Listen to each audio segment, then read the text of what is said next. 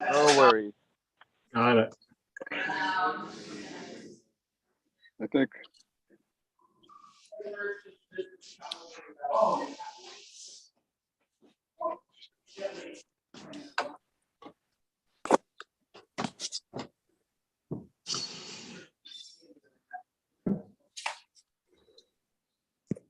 Okay, we should be all set.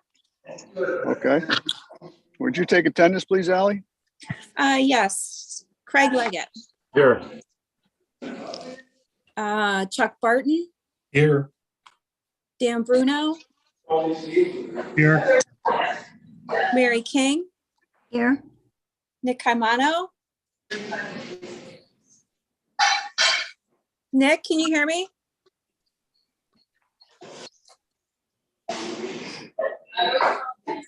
Is Nick there? I don't see him. He Okay. was here earlier. He must have dropped off. yeah, he was, Okay. he was there, but he's gone now. All Yeah, right, okay. Dave O'Brien, but that only leaves Here. 5.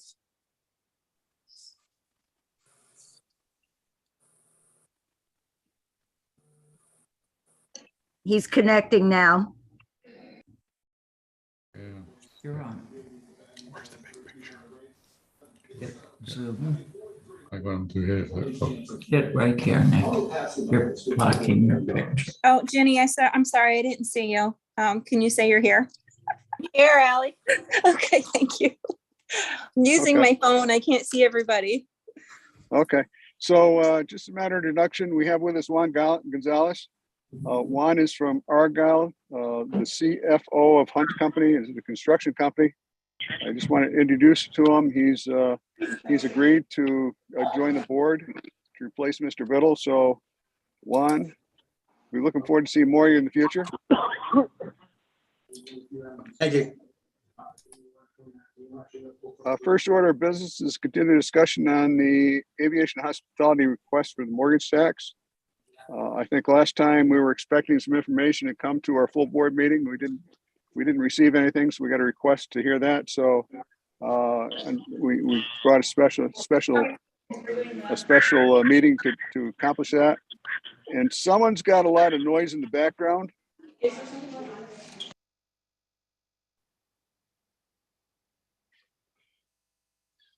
So I guess someone just muted, so thank you very much.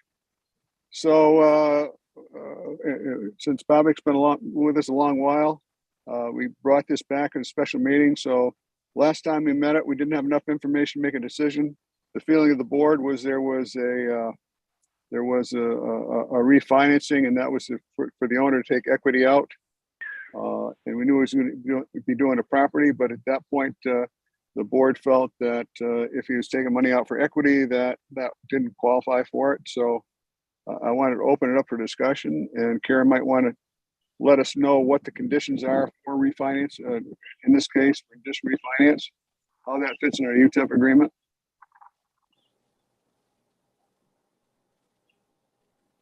Well, your existing UTEP agreement says that, refinances are subject to a mortgage tax exemption. This one is arguably additional funds, so there's an additional benefit here being requested. So it's not a refinance of exactly the same amount of money because there's an additional money being received. But in order to grant the exemption, it's just like any of your other exemptions. You have to find that there's an economic benefit and it's in the best interests of the residents of the counties to go ahead and grant this exemption. And I believe I just had it pulled up and my computer went blacked out, but I believe it's about $14,000. Karen, And is that for the extra? The question was that. This is Sue Nixon. It's 14,840 is the exemption being requested. And that includes the whole 10 million. Is that what it is? The amount that's being refinanced is already exempt because that was part of the original mortgage amount that went on as being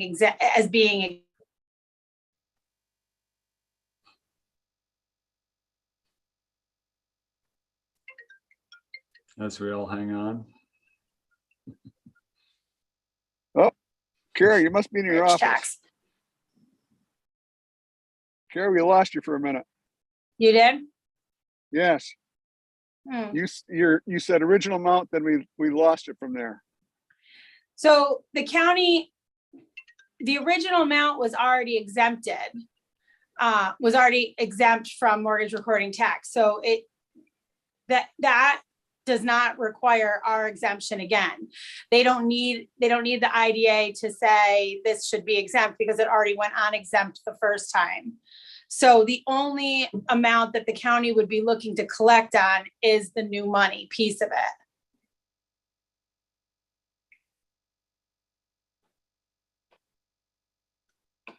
And that amount is, The exemption is 14,840. the principal?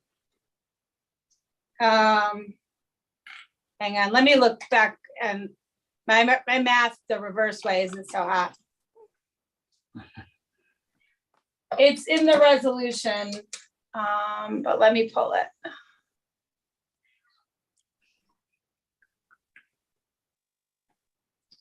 Yeah, it was in the minutes.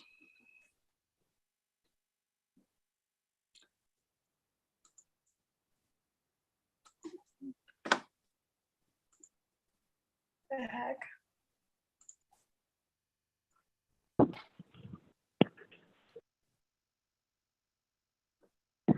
$1,187,132.83.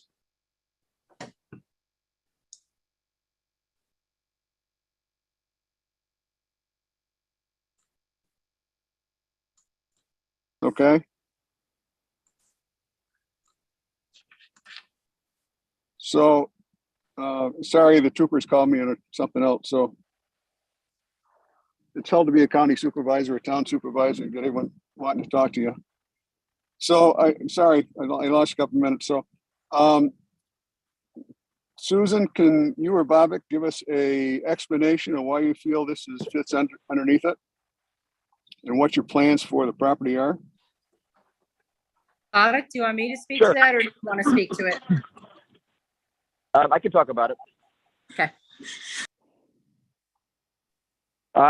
So, we developed this, the existing Home 2 hotel adjacent to the parcel that we're looking to acquire back in 2017 and opened it as a new hotel in 2018. So from the time we went under contract, we were under construction probably within 8 months or so. So, we moved very quickly through the site plan approval process and started construction financing. This request is, for an adjacent parcel. We've already been in touch with numerous architects and engineers and have, looked at various concept plans due to, how, the cost of materials and labor are being very fluid and interest rate environment, we're kind of have to take a little more cautious approach. And we feel like the savings that the sales tax exemption on the net difference, the 15,000 or so savings, it would be a huge initial development resource to start with some more conceptual plans. We have met with Craig Brown and John Stroff, Supervisor Stroff, probably 3 months ago, just to look over, get their feedback, and they were very favorable on any type of development. And at this point, we just don't have final concept plans. We've looked at anything from mixed use with apartments on the upper floors and commercial space on the first floor. We've looked at self-storage. We've looked at various things just to kind of run the exercise of the numbers working out. It's obviously a challenging environment right now, but I can say that, we think it's a great site. We think something needs to be there. By acquiring the site, the property tax benefit to the town will increase, right away. We feel like we will develop it if we're buying it, just because our track record has shown that we've done that in the past. And Pyramid has owned this property since 2003, over 20 years, or almost 20 years, and hasn't done very much with it. So I think just the fact that whatever project we do develop, as we get further along, we will likely go back to IDA for some IDA support as well, just due to, again, the current environment being very challenging. So, factual plans of what we're going to develop, but, we're going to continue, looking at it in the very nearby future. Pyramid has been trying to sell this land for around 1.2 million for several years. And we bought the Home 2 parcel for $1 million, and we just feel like, it's attractive land for some type of development project and, other benefits like sales tax or whatever type of use it is. Other than that, I just feel like we're willing to continue on soft costs and continue trying to figure out some type of concrete plan. We feel like this incentive really, incentivizes us to continue to do so. And it'll only incentivize the entire community if we can come up with a project that we can pencil in. And we're not afraid of doing construction. If it's a recession, as long as it makes sense and the numbers work. So, the fact that we're putting resources into it, I think kind of showed that we are serious to do something relatively quickly. Does anyone have any questions in particular?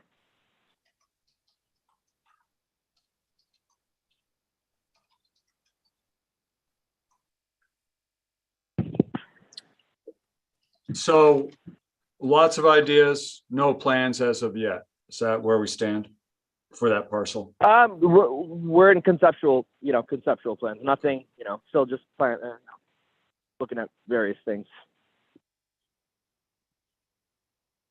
Again, it's just challenging to underwrite anything right now with the current, economic environment and just interest rates and just things changing quickly. I have a question for Kara, if I could. Obviously this is a difficult situation when we don't know what the final investment will look like. I think I know the answer to this question, but I'm going to ask it anyways. And that is there anything we can do retroactive once the investment is understood with if there's a broader project that will come before the board? Is there anything we can do retroactive here to help the situation, but not necessarily commit now until we know what the future looks like? No, once the mortgage goes on record, the mortgage tax has to be paid at the time of recording, and there's no mechanism to get that back. Yeah, that's what I thought. So thank you. I had to ask the question. Thank you. Mm-hmm. Well, it is a precedent we're setting. That's the other thing. We'd be hard pressed not to do this again in the future. And I wonder what the ABO would say about this. Yeah. Because it's given a benefit without any particular project in mind. So are we being good stewards here as a public authority?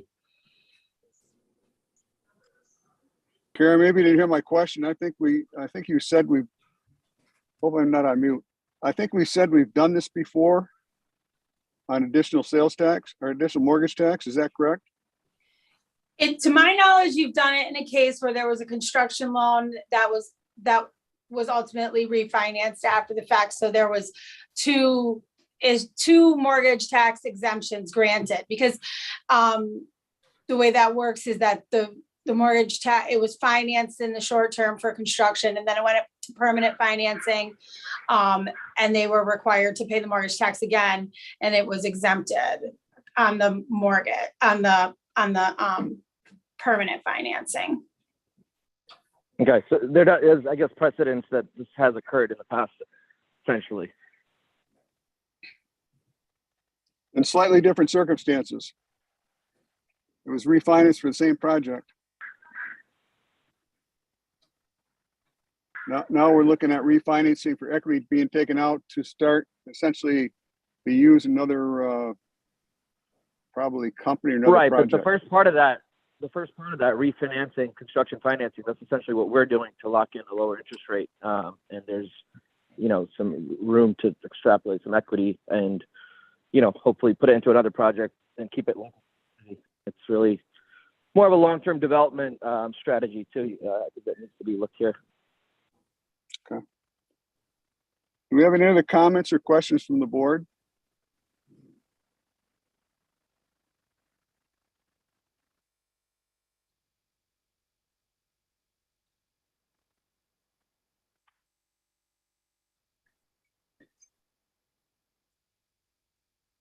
So if you don't have any comments or questions, Susan or Babak, did you have anything else? I don't have I do anything not. else to add. Okay, thank you. So I guess we're at a point where either the board needs to make a motion, to move this forward. Or not. Is anyone open to such a motion? I'll move it for a vote, certainly. Okay, I have a motion by Nick Kaimana. Do I have a second?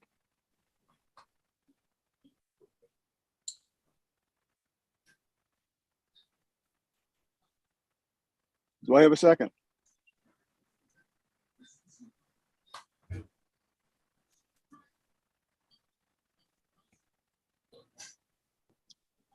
Having heard no second, we can't move forward with this at this point. Okay. Okay? All right. All right, Thank you for your time. thank you. Bye-bye. Thank you. Okay, second item, I'm gonna withdraw that because I thought we were gonna have the terms for TDI when they want to lease that property. We have to get our ABO notice in. He didn't bring it to me on Friday like he was supposed to, so we can't move that forward. The second, as we talked about before, the third item was, it's talked before, is that we discussed in the taxes of taking and paying the taxes with the TDI money coming in. For Juan doesn't know, it's a project of the transmission line going from Quebec down to New York City. We are expecting a $2.7 million, $2.645 million payment sometime this year. When we took over the property, with the tax on it. We understood and took full responsibility for paying that tax. In that, what the issue is coming to is that potentially we are unsure of the dates when TDI is going to be able to do the construction financing.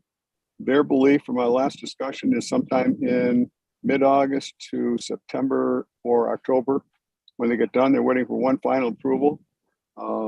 They hope to get their financing done, but however, since tax sale comes up pretty soon on this property in probably the mid to end of October, we were discussing alternative ways to take care of that, liability. And what we had done was gone to the bank and talked to Glens Falls National, and they're willing to put together a package for us. And we slightly altered that package last week where we put in cash and they matched the cash, so we have the money to pay the taxes in there. So we're looking at that. So what I need is permission to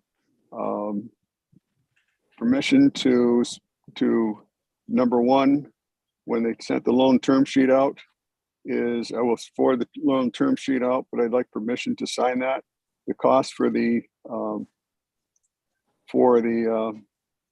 they're looking for the term sheet is a $3,000 payment to take care of taxes or take care of legal investigation.